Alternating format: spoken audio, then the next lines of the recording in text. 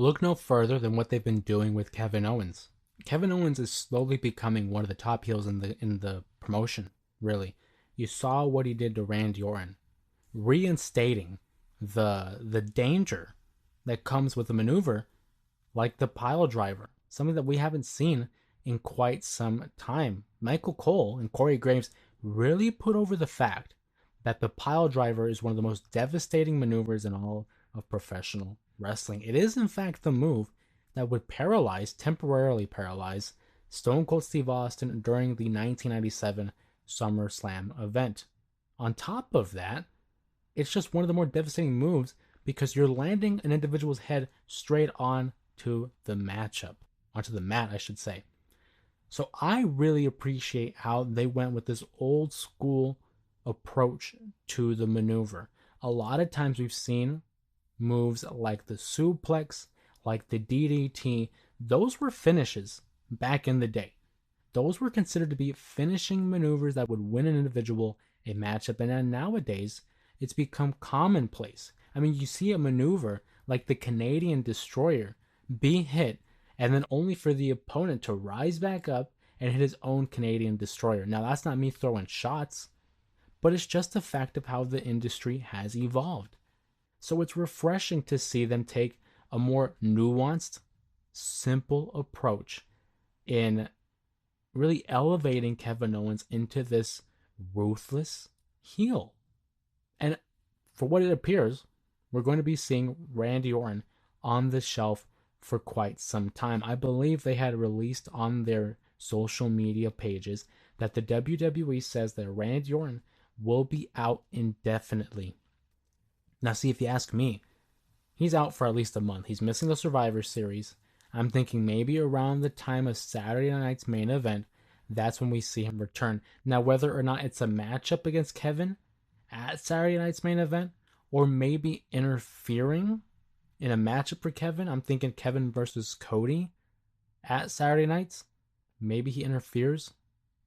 That's my prediction, my early prediction for the show. But it's just the level of significance that the WWE has placed on this storyline since the Bash in Berlin event. And it's been a slow buildup. You know, sometimes when you're cooking a steak, you can't just rush it.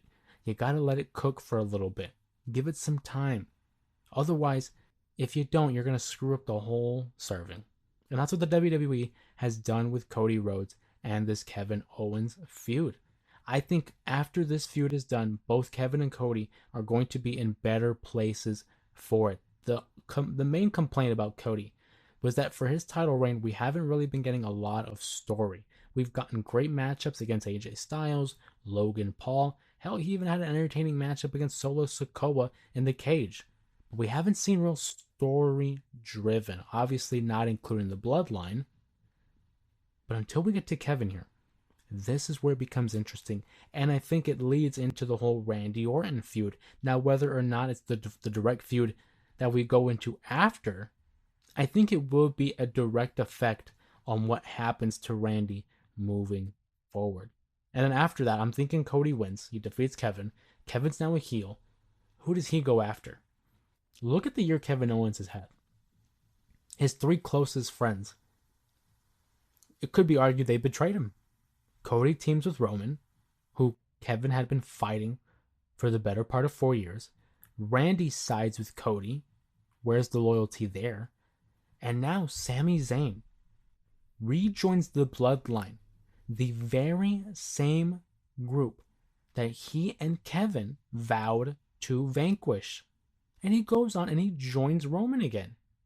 You know for a fact that Kevin is not going to sit by and allow this to happen. Expect him to have some sort of interaction with Sami Zayn, whether it's a verbal disagreement or a full-fledged attack. But think about it. If that's what he did to Randy and to Cody, what is he going to do to Sami, who he has already beaten down in the past? Don't be surprised, again, if he beats down Sami, after the whole War Games matchup. I'm not saying directly after, but maybe a couple weeks after. Don't be surprised if he beats down Sami and leaves him in a position where he needs to be out indefinitely. It just makes sense. And that's what I love about the current state of the WWE. Everything has logic to it. And that's when professional wrestling, I feel like, is so rich. We watch the matches because we want to be entertained. But when you have underlying storylines like this, it just adds to it. It's like watching a blockbuster film, and I'm not talking about the old school video store, but I'm talking about like a summer hit where it's like, yeah, we want to see this great action. But sometimes you want to know, why are they fighting? Because it just raises the stakes.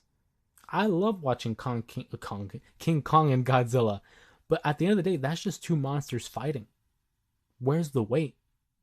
Versus when you look at a movie like Endgame, who had a bunch of fighting and like an almost 45-minute long final battle, but you knew why they were fighting. You knew why it mattered and why it became the culmination of so much storytelling. And that's what pro wrestling is at the end of the day. That's why it's sports entertainment.